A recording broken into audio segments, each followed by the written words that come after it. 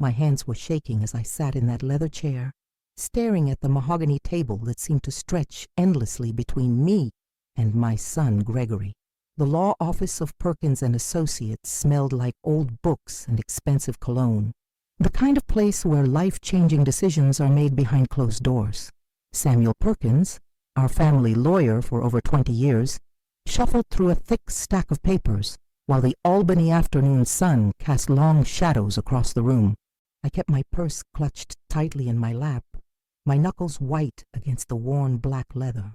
It had been 3 weeks since we buried Robert, my husband of 38 years, and I still couldn't believe he was gone. The funeral felt like a blur of flowers, casseroles, and whispered condolences, but this moment, this reading of his will, felt impossibly real and terrifying. Gregory sat across from me with his wife Melissa, both of them dressed in what I could only describe as funeral-appropriate business attire. My son looked so much like his father at that age, with the same sharp jawline and penetrating blue eyes, but where Robert had always carried warmth in his expression, Gregory's face was cold, calculating.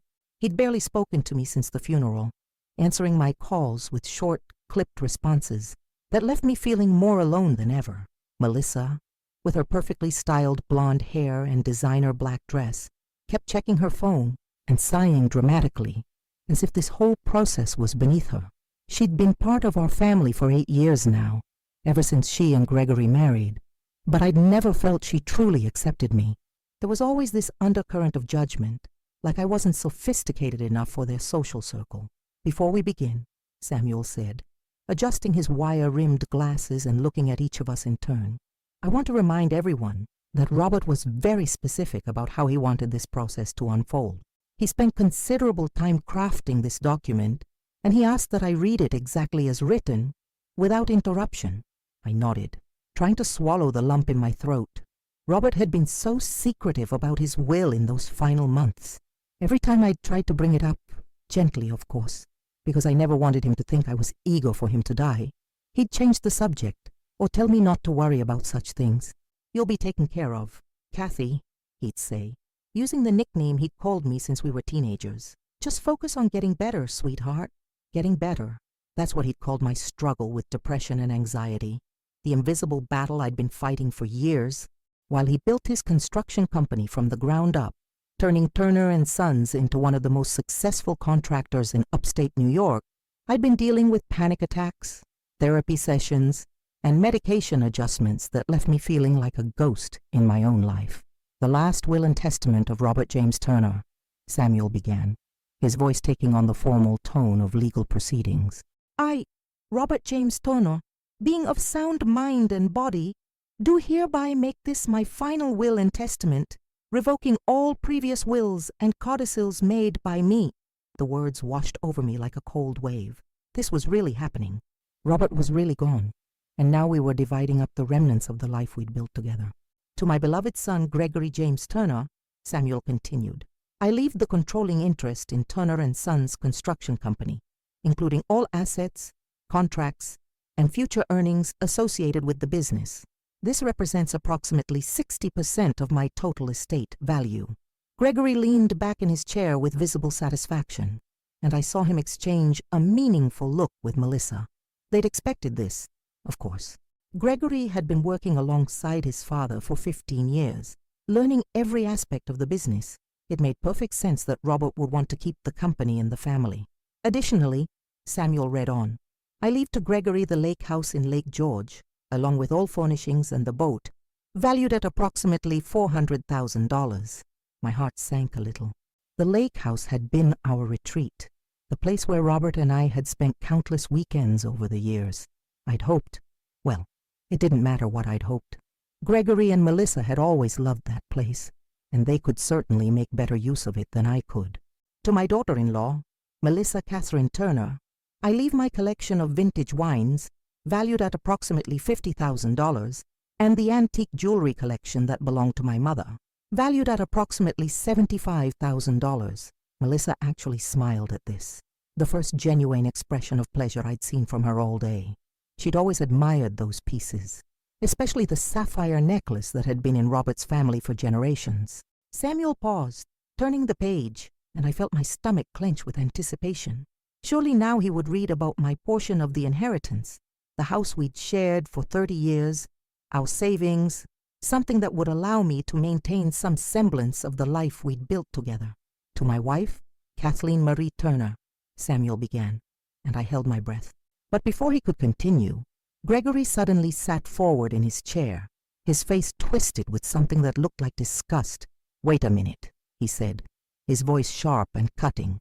"Before you go any further, I need to say something."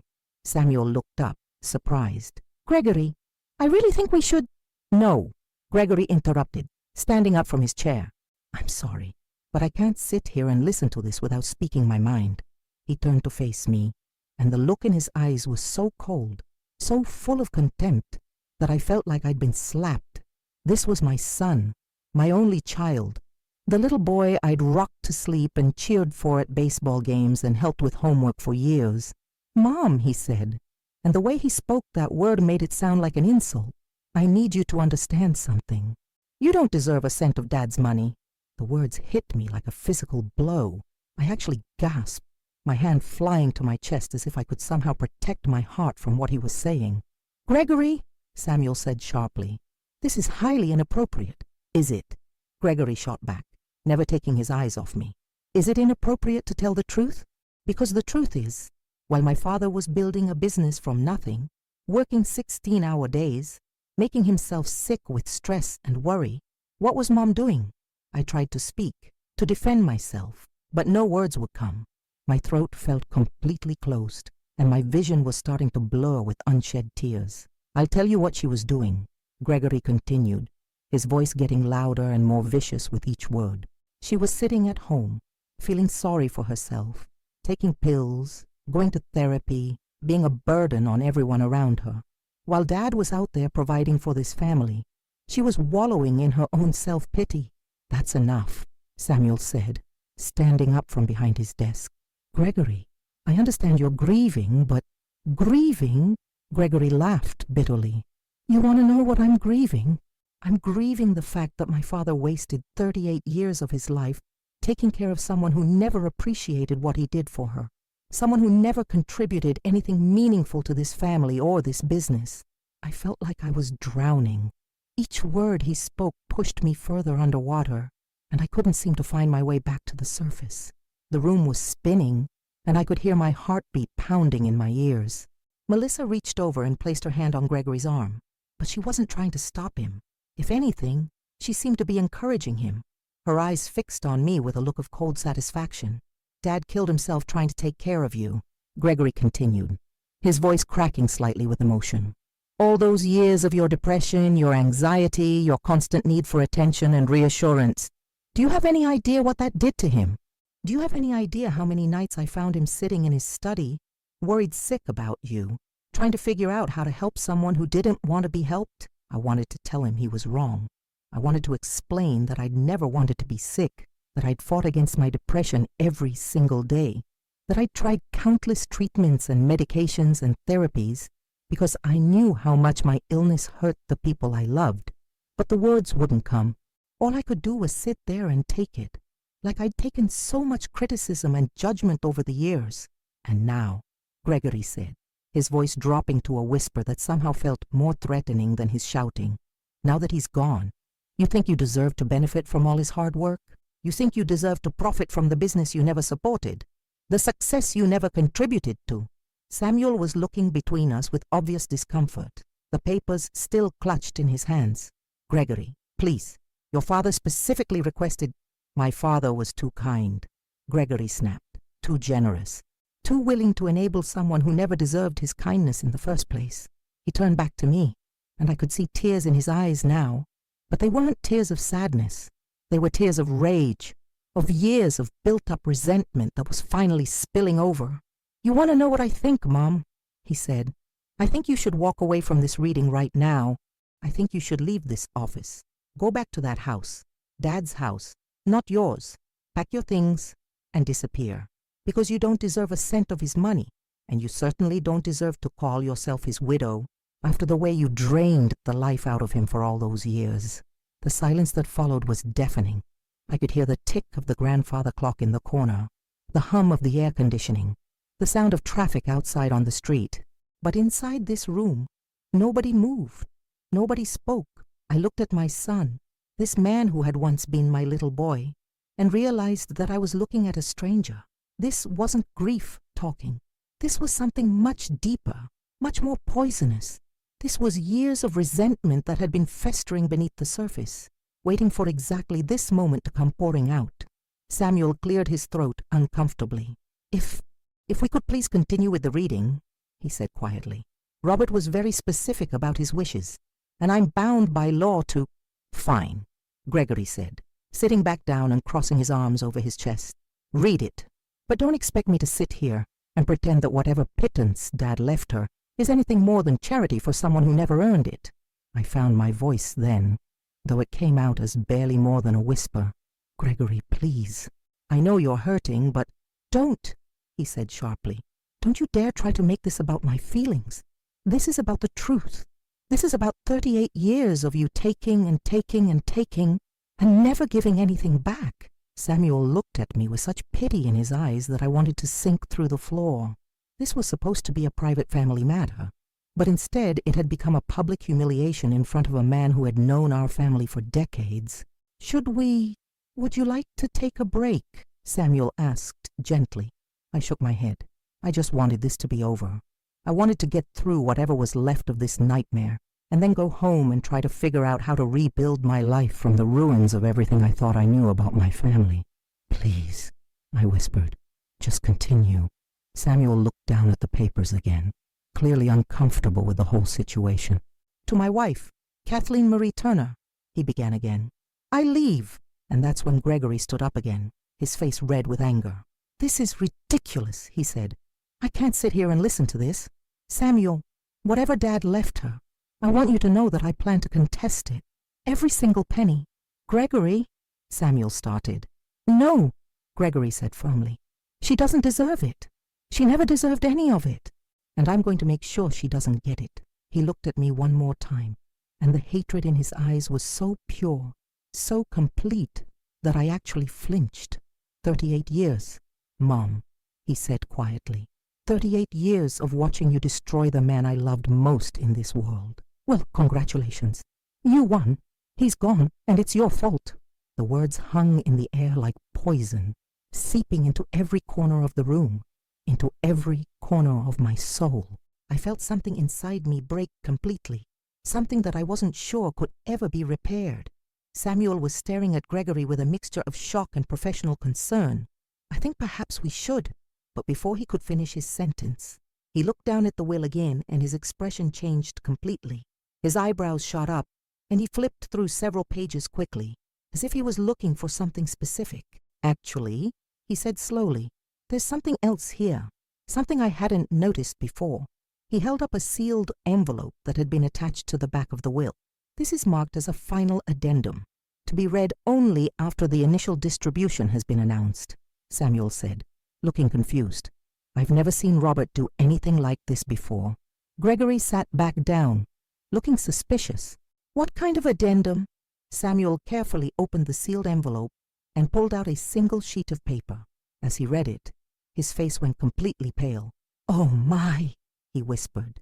The tension in the room shifted completely.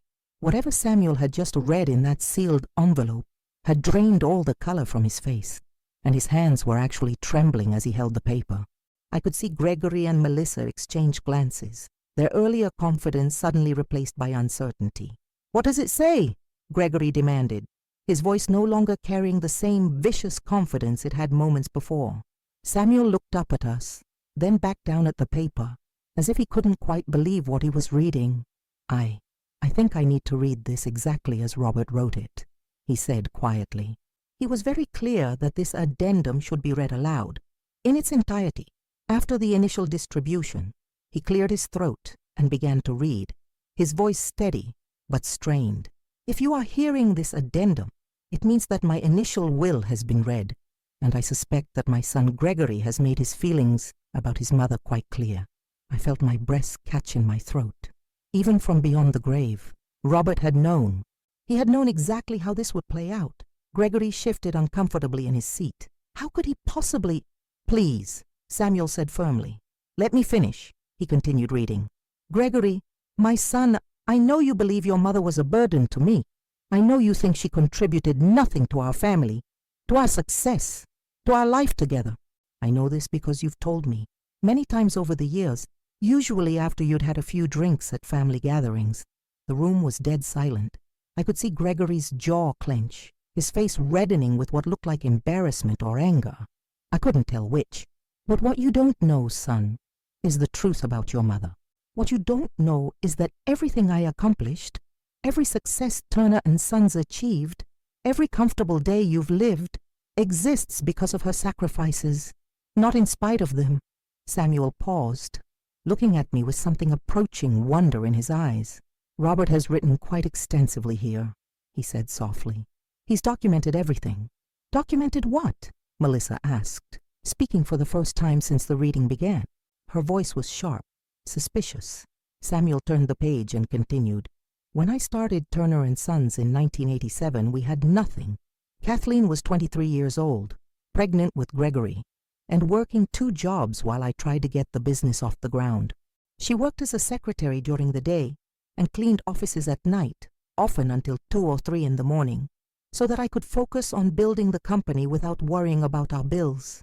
I remembered those days so clearly, my feet swelling so badly from standing all day that I could barely get my shoes on, coming home exhausted, only to find Robert hunched over construction plans at our kitchen table, and knowing that I couldn't complain about being tired because he was working just as hard as I was. She never complained," Samuel read on. "Not once.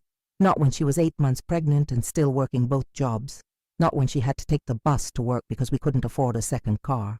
Not when she had to wear the same 3 maternity dresses over and over because we couldn't afford new clothes." Gregory was staring at the table now, his earlier bravado completely gone. I could see his hands clenched into fists in his lap. "After Gregory was born," Samuel continued, "Kathleen could have insisted that I get a regular job. She could have demanded that I give up on my dream of owning my own company and go work for someone else so we could have steady income. Instead, she took on even more responsibility. She became my bookkeeper, my secretary, my accountant, and my marketing department, all while caring for a newborn baby. Those early years flashed through my mind like scenes from an old movie.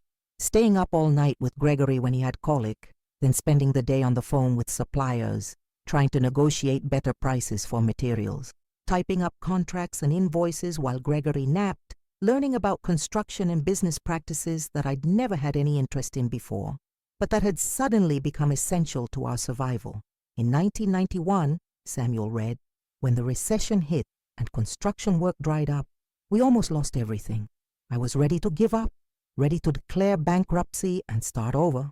But Kathleen took out a second mortgage on our house without telling me, because she knew I would never agree to risk our home, and used that money to keep the business afloat until work picked up again. Gregory's head snapped up at this. She did what? I had never told him about that. I had never told anyone about that. Robert had been so angry when he found out, not because I'd mortgaged our house, but because I'd carried that burden alone, because I'd shouldered that risk without asking him to share it. She carried that secret for 6 months. Samuel continued reading, working a 3rd job on weekends, selling Avon and Tupperware to other young mothers, just to make sure we could afford the increased house payments. When I finally found out what she'd done, she told me she did it because she believed in me more than I believed in myself. The tears I'd been holding back finally started to fall. I remembered that conversation so clearly. Robert had held me and cried and told me I was the strongest person he'd ever known. I'd felt so far from strong in that moment, but somehow his faith in me had made it true. Throughout the 1990s, Samuel read on, as Turner and Sons began to grow, Kathleen continued to work behind the scenes. She designed our first logo, wrote our first advertising materials, and personally delivered business cards to every contractor and supplier in a 50-mile radius. She maintained our client database by hand, tracked our expenses, and somehow managed to feed our family healthy meals on a budget of $40 a week. I could see Melissa looking uncomfortable now, shifting in her seat and avoiding eye contact with anyone. She'd never known about any of this. In her mind, I'd always just been Gregory's mother, the woman who'd gotten depressed and needed to be taken care of. But the real story, Samuel continued, his voice growing stronger as he read, the story that Gregory has never known begins in 1998. My stomach dropped. I knew exactly what was coming next, and I wasn't sure I could bear to hear it read aloud.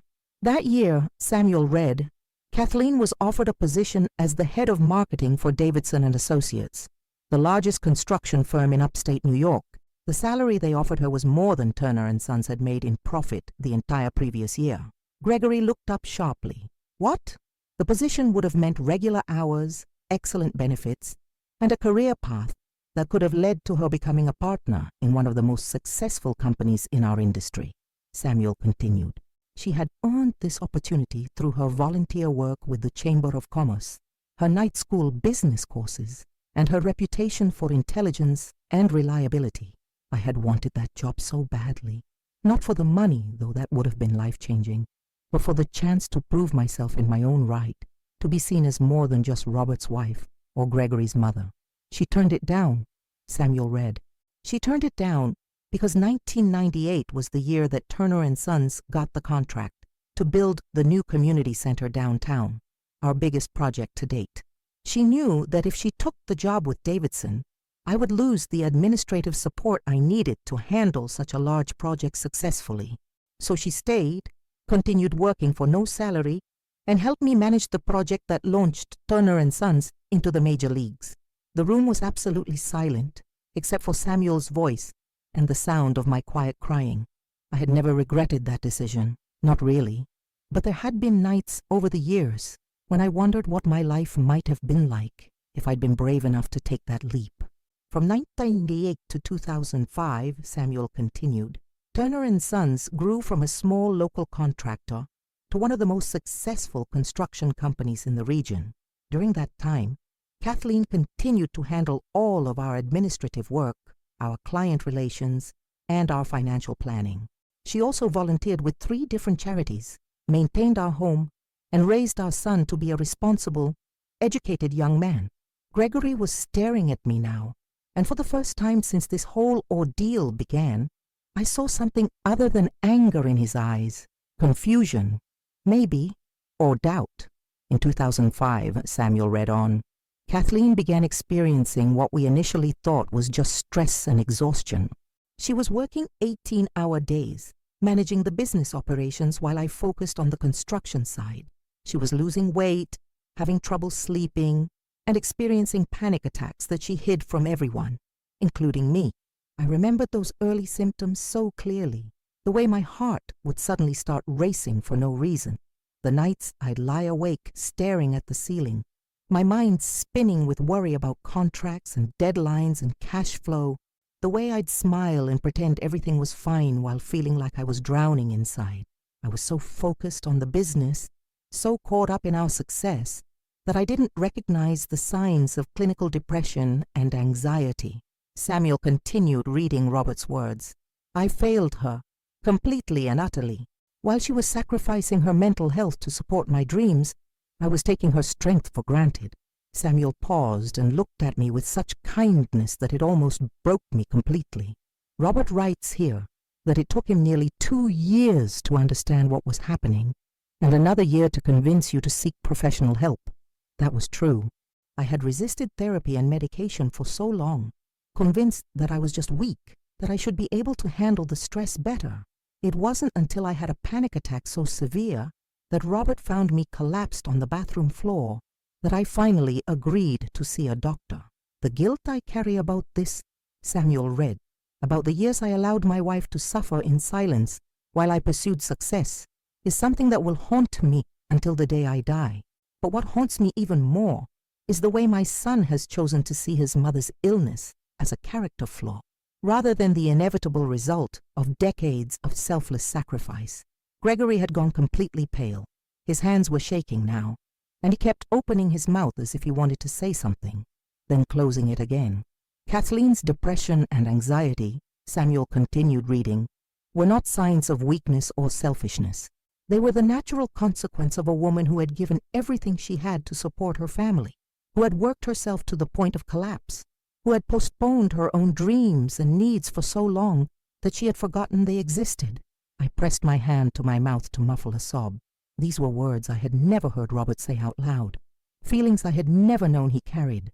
And yet, Samuel read, even in the midst of her darkest struggles with mental illness, Kathleen continued to be the backbone of our family and our business. Even on her worst days, when getting out of bed required heroic effort, she would still review contracts, still manage our accounts, still make sure that Turner & Sons operated smoothly. Samuel turned another page, and I could see there was still more to read. Much more. Which brings me, he continued, to the real reason I have written this addendum, and the real reason Gregory needs to understand exactly who his mother is. Samuel's hands had steadied as he continued reading, but I could see the gravity of what he was discovering weighing on him heavily. The afternoon light streaming through the office windows had shifted, casting longer shadows across the mahogany table, and I realized we'd been here for over an hour that had felt like a lifetime. The real reason Gregory needs to understand exactly who his mother is, Samuel read, his voice taking on an even more serious tone, is because of what happened in 2012. My blood ran cold. I had hoped Robert would never tell anyone about 2012. I had made him promise to keep that secret, to let me carry that burden alone. Gregory looked confused. What happened in 2012? That was when I started working full-time for the company. Everything was going great. Samuel looked at me over his reading glasses, and I could see the question in his eyes. Did I want him to continue? I closed my eyes and nodded slightly. If Robert had decided to tell this story, then maybe it was time for the truth to come out. In January of 2012, Samuel read, Turner & Sons was awarded the largest contract in our company's history, the construction of the new Riverside Medical Complex. The project was worth $4.2 million and would establish us as one of the premier commercial contractors in the state. I remembered that day so clearly. Robert had come home with champagne and flowers, spinning me around the kitchen like we were teenagers again. Gregory had been so excited to be part of such a major project. We'd all felt like we were finally reaching the pinnacle of everything we'd worked for. What I never told Gregory, Samuel continued reading, what I never told anyone except Kathleen, was that 3 days before we were supposed to start construction, our primary investor pulled out. James Morrison, who had promised to provide $1.8 million in upfront capital, decided to invest in a shopping mall project in Florida instead. Gregory's face went white. What? But we started construction on schedule. I was there. We never missed a deadline. We started construction on schedule, Samuel read on, because Kathleen had a solution that I refused to consider until she made it clear that she was going to do it with or without my permission. My hands were shaking so badly now that I had to clasp them together to keep them still. This was the part of the story that had kept me awake at night for years, the decision that had changed everything between Robert and me. Kathleen's father, Harold, had left her a trust fund when he died in 2008, Samuel continued. It was money that was supposed to be her safety net, her independence, her security for the future.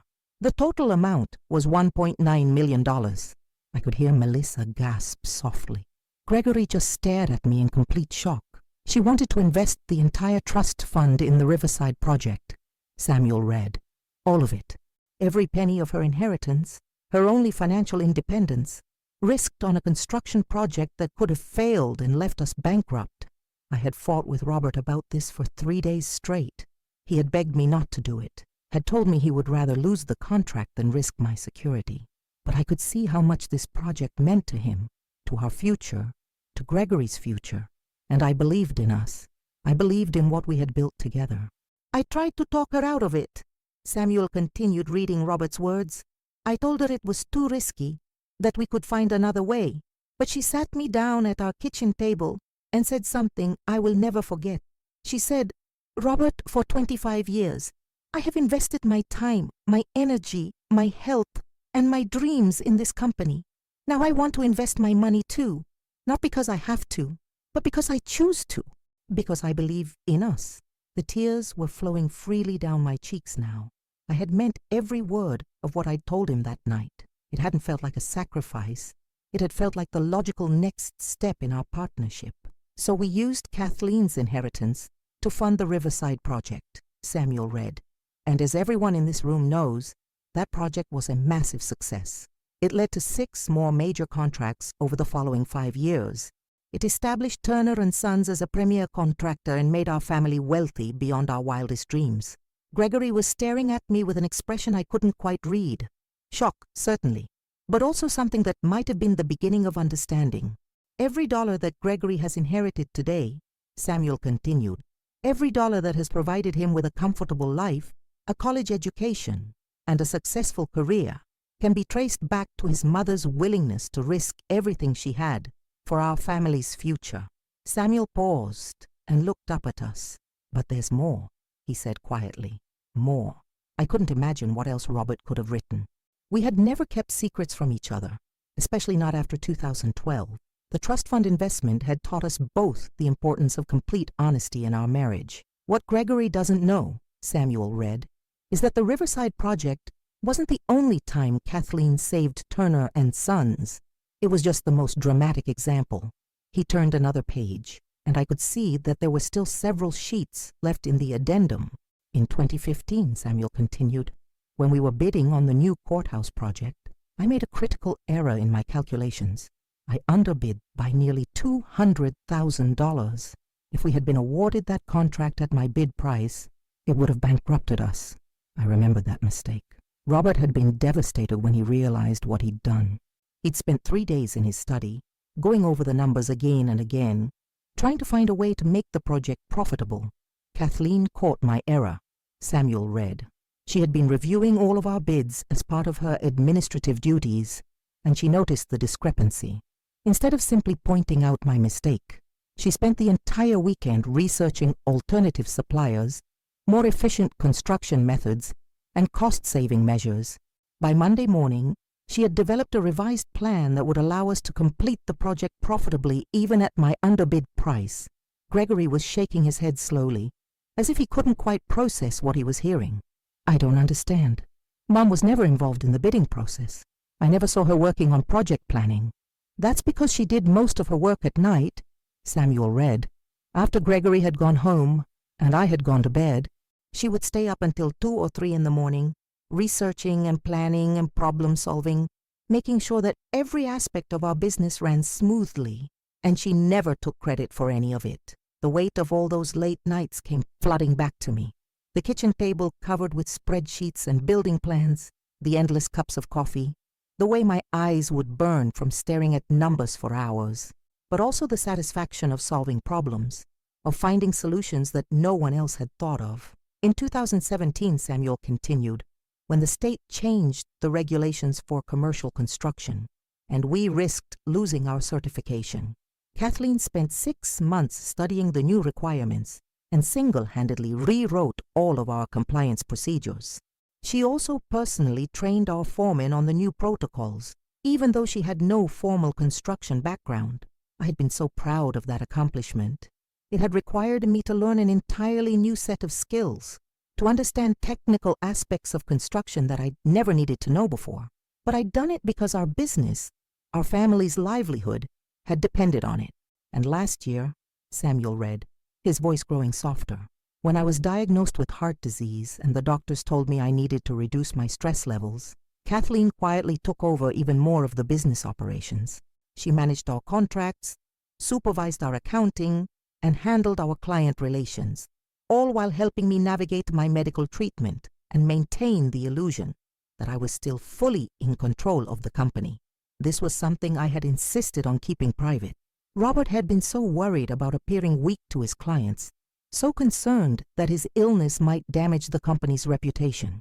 So I had stepped up once again, working behind the scenes to make sure everything continued to run smoothly.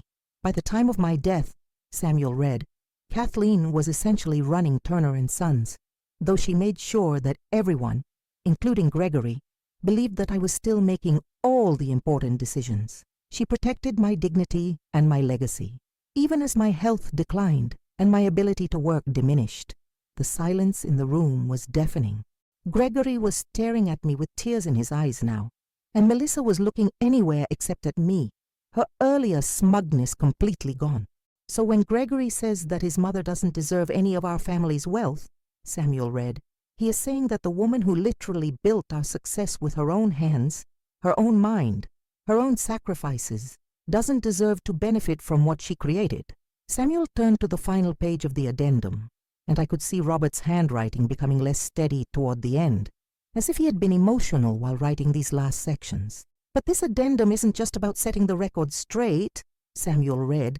It's about making sure that Kathleen finally gets the recognition and security she has earned after 38 years of putting everyone else's needs before her own. I felt my heart stop. What was Robert about to reveal? Therefore, Samuel continued, I am making the following changes to the distribution outlined in my original will. Gregory leaned forward sharply. Changes? What changes? Samuel's voice was steady as he read the words that would change everything. The business assets I originally left to Gregory will be transferred to Kathleen, to do with as she sees fit. The lake house I originally left to Gregory will be transferred to Kathleen. The wine collection and jewelry I originally left to Melissa will be transferred to Kathleen. The room erupted. Gregory jumped to his feet, his face red with anger and panic. That's impossible. You can't just change a will by adding a letter. Samuel held up his hand. I'm not finished. And yes, this addendum is legally binding. Robert had it notarized and witnessed according to New York state law. But Gregory started. Please, Samuel said firmly. Let me finish reading your father's words. Gregory sat back down heavily, looking like he might be sick. To Gregory, Samuel continued reading, I leave $50,000 in cash and my tools. If you truly believe that your mother contributed nothing to our family's success, then you should have no problem building your own future with the same resources I started with. Basic tools and a willingness to work. I could see Gregory's hands shaking as the reality of what was happening began to sink in. To Melissa, Samuel read, I leave nothing. You have shown my wife nothing but contempt and judgment for 8 years, and you have encouraged my son's resentment towards the woman who made his comfortable life possible. Melissa's mouth fell open in shock. Samuel looked up from the addendum and directly at me. And to Kathleen, he read, I leave everything else, along with this message. You have spent 38 years taking care of everyone around you. Now it's time for you to take care of yourself. You have earned every penny of this inheritance, not through luck or marriage, but through decades of hard work, sacrifice, and unwavering dedication to our family. I only wish I had told you this while I was alive. The room fell completely silent, except for the sound of my quiet sobbing. After everything that had happened in the last 2 hours, after all the cruel things Gregory had said, after all the pain and humiliation, Robert had found a way to vindicate me from beyond the grave. But there was still one more page left. Samuel held up the final page, and I could see that it was shorter than the others. But something about the way he was looking at it told me it was going to be just as devastating as everything that had come before. There's one final section, Samuel said quietly. Robert titled this part, The Choice. Gregory looked like he was in shock, staring at the table with glassy eyes. Melissa had gone completely pale.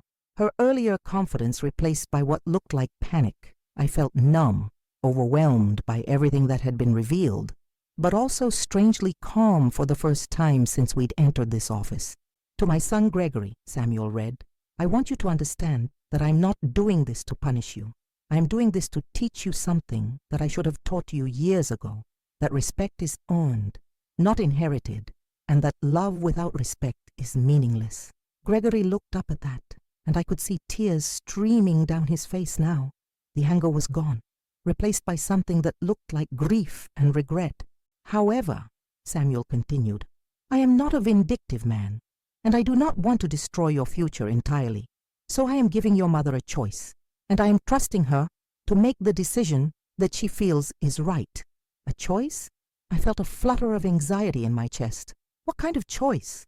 Kathleen, Samuel read, you can accept this inheritance as I have outlined it, taking full control of Turner and Sons and all of our assets.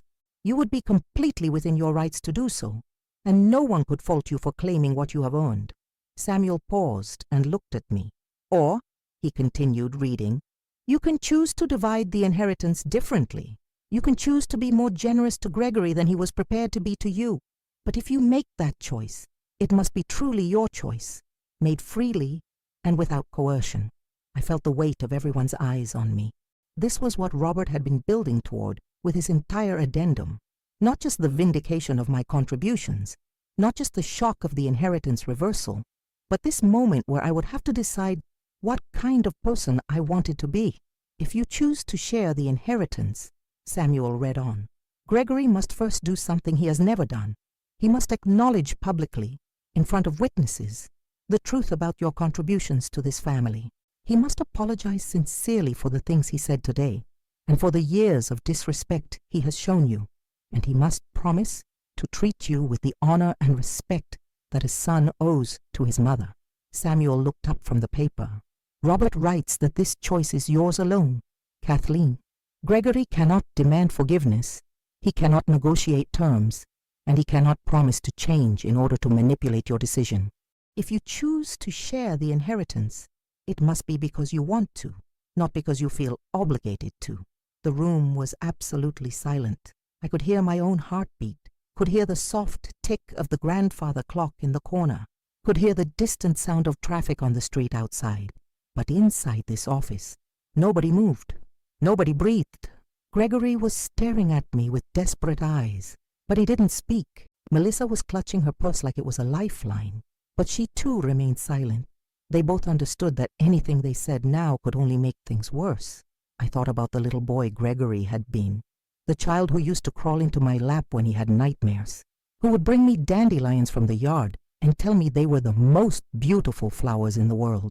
I thought about the teenager who had hugged me so tightly when he graduated from high school, who had whispered, "Thank you for everything," in my ear while we danced at his wedding. But I also thought about the man he had become, the man who had just spent the last hour telling me I was worthless, that I had destroyed his father, that I didn't deserve to exist in his world. "There's one more paragraph," Samuel said softly, as if he could sense my internal struggle. I nodded for him to continue. "Kathleen," Samuel read, "whatever you decide, I want you to know that I love you more than life itself. You are the strongest, most selfless, most incredible woman I have ever known. You saved me. You saved our family. And you saved our business more times than I can count. The only regret I have about our life together is that I didn't tell you these things often enough while I was alive." The tears came then, harder than they had all day. These were the words I had waited 38 years to hear, the validation I'd never known I needed until this moment. "I also want you to know," Samuel continued, "that whatever choice you make regarding Gregory will be the right choice. If you decide to keep everything, you will be claiming what is rightfully yours. If you decide to share, you will be showing the grace and forgiveness that I always admired in you. Trust yourself, my darling. You have never made a wrong decision when it came to our family." Samuel set the paper down on the table and removed his glasses, cleaning them slowly as if he needed a moment to process everything he had just read. When he looked up at us again, his expression was gentle but serious. "So," he said quietly, "Kathleen, the choice is yours. Legally, as of this moment, you inherit everything outlined in Robert's will and the addendum. Turner and Sons, the house, the lake house, the investments, all of it. You can walk out of here today and never look back, and you would be completely justified in doing so." I looked at Gregory, really looked at him, for the first time since this whole ordeal began. He was 37 years old, but in that moment he looked like a lost child. His face was streaked with tears, his expensive suit wrinkled from his nervous fidgeting. He opened his mouth as if to speak, then closed it again, clearly remembering Robert's instructions about not trying to manipulate my decision. "Or," Samuel continued, "you can choose to restructure the inheritance in whatever way you see fit. But if you make that choice, Robert's conditions apply. Gregory would need to acknowledge everything publicly and apologize sincerely." I stood up slowly, my legs shaky from sitting for so long and from the emotional upheaval of the afternoon. I walked to the window and looked out at the street, watching people go about their normal lives, completely unaware that inside this office, everything I had ever believed about my family had been turned upside down. 38 years. 38 years of putting everyone else first, of sacrificing my own dreams and needs for the good of my family. 38 years of being taken for granted, of having my contributions minimized or ignored entirely. 38 years of being made to feel like I was the problem, like my depression and anxiety were character flaws that made me a burden to everyone around me. But also 38 years of love, 38 years of building something meaningful with Robert, 38 years of watching Gregory grow from a baby into a man. Even if he had become a man I didn't recognize. I turned back to face the room. Gregory was watching me with desperate hope in his eyes. Melissa was staring at her hands, clearly trying to make herself invisible. Samuel was waiting patiently, giving me all the time I needed to make this decision. "Gregory," I said, and my voice was stronger than I expected it to be. He sat up straighter, his attention focused completely on me. "Do you understand what your father just told you?" I asked. "Do you understand what I gave up for this family? What I sacrificed? What I contributed?" He nodded quickly, tears still streaming down his face. "Yes," he whispered. "Yes, I understand. I had no idea. I'm so sorry, Mom. I'm so incredibly sorry." "Sorry for what? Specifically?" I asked. I needed to hear him say it, needed to know that he truly understood the weight of what had happened here today. "I'm sorry for saying you didn't deserve anything," he said, his voice breaking. "I'm sorry for saying you were a burden. I'm sorry for blaming you for Dad's stress and for your depression. I'm sorry for never seeing how hard you worked, how much you sacrificed. I'm sorry for being blind to everything you did for us." He paused, struggling to compose himself. "And I'm sorry for treating you with disrespect for so many years. You didn't deserve that. You never deserved that." I studied his face, looking for any sign that these were just words calculated to manipulate me into sharing the inheritance. But what I saw was genuine remorse, genuine shock at learning the truth about our family's history. "Melissa," I said, turning to my daughter-in-law. She looked up at me with fear in her eyes, clearly expecting to be condemned. "Do you have anything you'd like to say?" I asked. She was quiet for a long moment, then spoke in a voice barely above a whisper. "I'm ashamed," she said. "I'm ashamed of how I've treated you, how I've thought about you. I believed things about you that weren't true, and I encouraged Gregory's resentment instead of trying to understand your situation. I don't deserve your forgiveness, but I'm asking for it anyway." I looked at both of them for a long moment. These two people who had caused me so much pain over the years, who had made me feel small and unwanted in my own family. They looked broken now, humbled by the revelation of truths they had never bothered to seek. But they also looked like they might be capable of change, of growth, of becoming better people than they had been. And despite everything, they were still my family. I walked back to my chair and sat down, looking directly at Samuel. "I've made my decision," I said. The room held its breath. "I'm going to restructure the inheritance," I said quietly. But not the way Robert originally had it, and not the way he revised it either. Gregory's eyes widened with hope, but I held up my hand to stop him from speaking. "I'm keeping Turner and Sons," I said firmly. "The business that I helped build, that I invested my inheritance in, that I've been essentially running for the past year, that stays with me. I've earned it, and I'm not giving it up." Gregory nodded quickly, clearly understanding that this was non-negotiable. "I'm also keeping the main house," I continued. "It's been my home for 30 years, and I'm not going to uproot my life at 61 years old." "Of course," Gregory said quickly.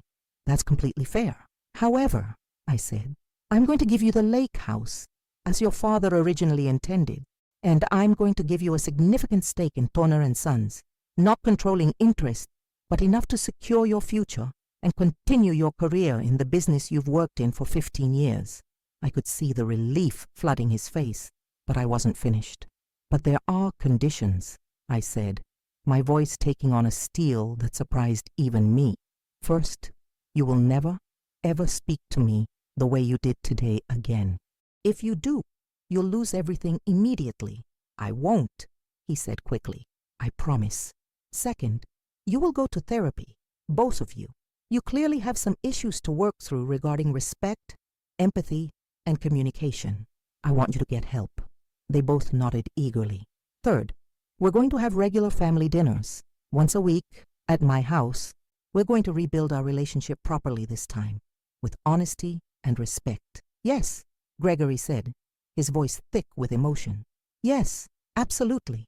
I looked at Samuel, who was watching this exchange with what appeared to be amazement. Can you draw up the paperwork to reflect these changes? I asked. Certainly, he said.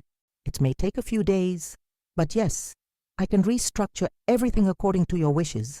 I stood up again, feeling lighter than I had in years. The weight I had been carrying for so long, the weight of being unappreciated, unrecognized, taken for granted, had finally been lifted. There's one more thing, I said, looking at Gregory and Melissa. Your father's letter changes everything between us. We can't go back to the way things were before today, but we can choose to move forward as a family with a new understanding of what we mean to each other. Gregory stood up and took a hesitant step toward me. Mom, can I hug you? I opened my arms, and he collapsed into them like the child he had once been, sobbing against my shoulder with 37 years worth of regret and relief. I love you, he whispered. I'm so sorry I forgot that for a while. I love you too, I whispered back. Yeah, I never stopped, even when you made it very hard. As I held my son and felt him shaking with emotion, I realized that Robert had given me more than just financial security or legal vindication. He had given me the chance to rebuild my family on a foundation of truth and respect. And for the first time in years, I believed that my family might actually be worth rebuilding. 6 months later, I stood in the kitchen of what was now officially my house, preparing dinner for what had become our weekly family tradition. The evening light was streaming through the windows that Robert and I had installed together 20 years ago, casting a warm glow over the oak table where we'd shared countless meals, arguments, celebrations, and quiet moments over the decades. The smell of pot roast filled the air, Gregory's favorite, though I'd never told him that all those years of making it had been my choice, not his father's preference. I'd learned so many things about myself in these past months, things that had been buried under years of putting everyone else's needs first. Turner & Sons was thriving under my leadership. It had taken some of our long-term clients a few weeks to adjust to the idea of taking orders from Mrs. Turner instead of Mr. Turner. But once they saw that the business continued to run smoothly, perhaps even more smoothly than before, the transition had been seamless. I'd promoted 2 of our most reliable foremen to project managers and hired a young woman fresh out of business school to help with the administrative work that I'd been handling alone for so long. For the first time in my life, I felt like I was exactly where I belonged. The front door opened, and I heard Gregory's voice calling out, "Mom, we're here." "In the kitchen," I called back, smiling at how natural that exchange had become again. Gregory appeared in the doorway, followed by Melissa, both of them carrying grocery bags. They'd insisted on bringing dessert and wine to our weekly dinners, a small gesture that meant more to me than they probably realized. "How was your therapy session this week?" I asked, stirring the gravy as Gregory set his bags on the counter. "Good," he said, and I could tell he meant it. "Dr. Martinez is helping me understand a lot about where my resentment came from. Did you know that I was angry at you for being sick because I thought it meant you didn't love Dad and me enough to get better?" I turned to look at him, seeing the man he was becoming rather than the angry person he'd been 6 months ago. The therapy was working. Both of them were different now, more thoughtful, more aware of their impact on others. "That's a very normal reaction for children of parents with mental illness," I said gently. "It doesn't make you a bad person. It just means you needed help understanding something that's complicated even for adults." Melissa was unpacking a beautiful chocolate cake from a local bakery, the same one where Robert and I had ordered Gregory's birthday cakes when he was little. "How about you?" she asked. "How was your week?" This was new too, Melissa actually asking about my life, showing genuine interest in my answers. It had taken her longer than Gregory to truly change, but when she'd finally committed to working on herself, the transformation had been remarkable. "Busy," I said, ladling the pot roast onto a serving platter. "We got the contract for the new elementary school, so I've been meeting with the school board about design specifications, and I had lunch with Margaret Davidson." "Davidson?" Gregory looked up sharply. "As in Davidson and Associates, our biggest competitor?" I smiled, enjoying the look of surprise on his face. "Former competitor, She's retiring next year and wanted to discuss the possibility of a merger. Apparently, she's been impressed with how Turner and Sons has evolved since I took over. Gregory's mouth fell open. A merger? But they're twice our size, which is exactly why it makes sense, I said, carrying the platter to the dining room. We bring innovation and flexibility. They bring established contracts and resources. Margaret thinks we could create something really special together. As we settled around the dinner table, the same table where I'd worked on business plans late into the night, where I'd helped Gregory with homework, where Robert and I had shared our dreams and fears, I reflected on how dramatically everything had changed. The biggest change wasn't in my bank account, though financial security had given me a peace of mind I'd never experienced before. The biggest change wasn't even in my relationship with Gregory and Melissa, though watching them grow into more empathetic, self-aware people had been incredibly rewarding. The biggest change was in how I saw myself. For 61 years, I had defined myself primarily in relation to other people. I was Robert's wife, Gregory's mother, the woman behind the successful business.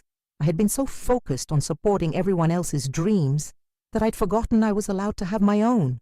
"So tell us about this merger idea," Melissa said, passing the mashed potatoes. "What would it look like?" I cut a piece of pot roast, considering my words. "Well, Margaret and I have been talking about creating something completely new, not just Turner and Sons getting bigger, but actually revolutionizing how construction companies operate in our region." Gregory leaned forward, genuinely interested. "How so?" "Sustainable building practices, for one thing," I said. "Both companies would transition to primarily green construction within 5 years. We're also talking about creating an apprenticeship program with the local community college and possibly establishing a nonprofit arm that builds affordable housing for low-income families." I could see the excitement building in Gregory's eyes as he understood the scope of what I was describing. That's brilliant, Mom. That could change the entire industry in upstate New York." "It could," I agreed. "And it's exactly the kind of project I want to spend the next phase of my life working on." The next phase of my life. 6 months ago, I couldn't have imagined having a next phase. I had felt like my life was essentially over, like I was just waiting around to be needed by someone else. But Robert's letter had given me something I hadn't even realized I'd lost: permission to want things for myself. "There's something else I wanted to tell you both," I said, setting down my fork. "I've been thinking about traveling." Melissa looked surprised. "Traveling?" "I've never been to Europe," I said. "Never been anywhere, really, except for our family trips to the lake. I was thinking about taking a month next spring and visiting Ireland and Scotland. Maybe England, too." Gregory smiled. "Dad always wanted to take you to Ireland. He used to talk about it all the time, tracing his family roots, seeing the countryside." "I know," I said softly, "but I realized I don't need to wait for someone else to take me places I want to go. I can just go." It was such a simple concept, but it had taken me 6 decades to understand it. I could just go. I could just do things because I wanted to do them. I could just live my life for myself sometimes. Would you want company?" Gregory asked hesitantly. "I mean, if you wanted to go alone, that's totally fine. But if you wanted someone to go with you..." I looked at my son, this man who had hurt me so deeply 6 months ago, and who had worked so hard since then to become someone worthy of forgiveness. "I would love company," I said, "but only if you're coming because you want to, not because you feel obligated." "I want to," he said quickly. "I really want to. And I think Dad would have liked knowing we went together." We finished dinner in comfortable conversation, talking about work and travel plans and Gregory's ideas for expanding the sustainable construction program. It felt normal, natural, the way family dinners should feel. But it also felt precious in a way it never had before, because we all understood now how easily it could have been lost. After Gregory and Melissa left, I sat alone at the kitchen table with a cup of tea, looking through the photo albums I'd pulled out earlier in the week. Pictures of Robert and me when we were young and broke and so deeply in love that we thought we could conquer the world together. Pictures of Gregory as a baby, a toddler, a school-aged child with gap-toothed grins and grass-stained knees. Pictures of family vacations, birthday parties, Christmas mornings, graduations, a life well lived, even with all its complications and pain. I turned to a page near the back of the album, where I'd placed the letter that Samuel had given me after the will reading. Not Robert's addendum that was safely stored with my important papers, but a personal note he'd written just for me, sealed in an envelope marked, "For Kathleen, to read when you're ready." I'd waited 3 months before opening it, needing time to process everything else first. When I finally did read it, I'd cried for an hour, but they were tears of healing rather than grief. The letter was simple, just 2 pages in Robert's familiar handwriting. "My dearest Kathy, if you're reading this, it means I'm gone, and you've learned the truth about how much you mean to our family. I hope it also means you've decided to forgive Gregory.